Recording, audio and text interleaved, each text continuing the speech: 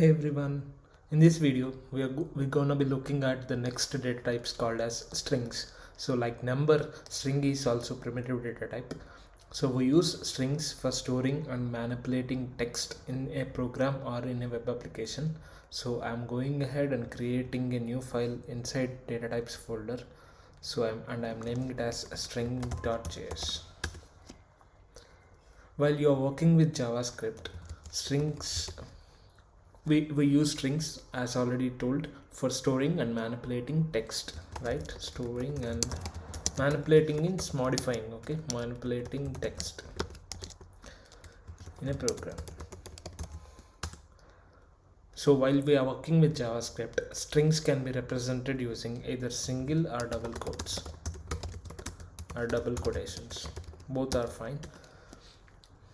Let's say for example where city is equal to Hyderabad,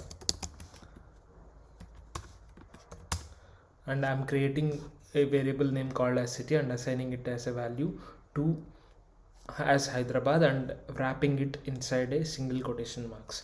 And let's say I'm creating another variable called as a state and assigning it as a value to Telangana, and this string I'm quoting inside double quotation marks. So you can see the difference, right? This is unwrapped in a single quotations and this is unwrapped in a double quotation marks. So both are fine, both are valid, there is no mistake in it. So we can use either single or double quotes, both are valid, but we use only single quotation marks. So we use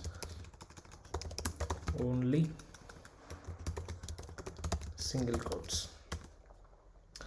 So there is something called as style guideline which is given by Airbnb, one of the most popular travel company.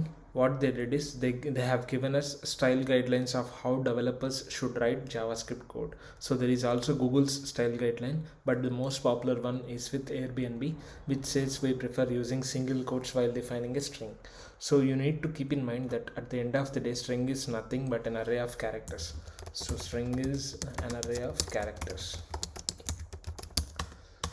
So what do I mean by that? If I say city, where city is equal to Hyderabad, I can access each character in this string like HYDER via its index. So what do I mean by that? If I say city, I can access each character via its index, right? So how to explain that? So I can say console.log of city, opening and closing square brackets, and the index starts at I told, right, each and every character in the string can be accessed via its index. So here the index starts at 0, number 0 to up to the length of the string. How many numbers are there, how many characters are there, it goes up to the end of the string. So here I want h, right? So if I say city of h, city of 0, I'm just saving this file and executing this piece of code. So you can see, right, it is going to print h here, and I want both values, console.log city comma state.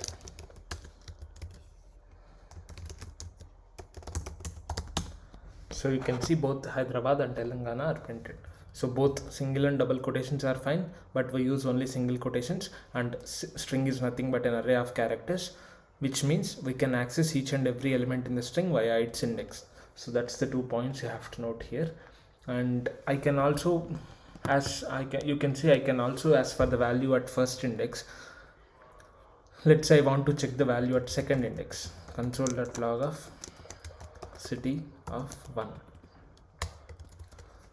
So if I want to print y here, so I'm saying it starts from 0, h is 0, y is 1, d is 2, and so on, right? So now let's see what is going to print. Node string.js. So it is going to print y here. So at the end of the day, string is nothing but an array of characters or collection of characters. So there are some of the type methods that you can use while working with strings. So there are some of the inbuilt methods, like in numbers we have in strings as well. So let's see what those methods are. We can say something like console.log, I'm using single quotations, hello. There is something called as \t, and we have backslash t. So I'm just giving backslash t and I'm printing world. So what happens when you give this? I'm saving this file, executing this piece of code. It is going to give 5 character spacing between two words. If you see, I have not given any spacing in real time, but I'm just giving backslash t, which means it takes automatically tab space.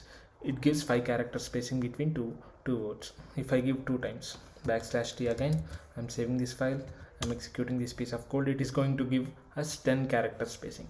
So backslash t is giving us 5 character spacing, tab space.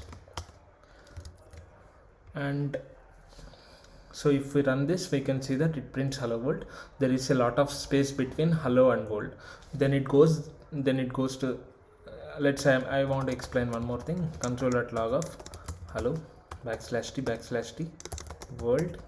There is something like backslash t, we have backslash n, which is going to next line. Okay, now I am giving a hello world again, backslash t world.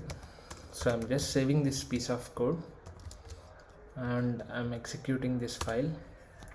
So if you can see, just ignore this. Okay, so if you can see, for the first time it has printed hello, then we got 5 character spacing, then again backslash t is there, so we got another 5 character spacing, then we have world printed, and backslash n. What does backslash n is to do means it goes to the next line. So backslash n prints next line, print in next line. So that is the difference between backslash t and backslash n. So it is backslash, it is somewhere near enter button, enter key in your keyboard. So just identify that backslash. So this is backslash. Okay, you just try it out yourself and see the difference between backslash t and backslash n. Okay, so backslash t adds a tab space and backslash n adds a new line. So it is backslash, not forward slash. Okay, just know the difference. And in next video we are going to see some of the methods that are defined to us on the string object. So I'll see you in the next class. Thank you.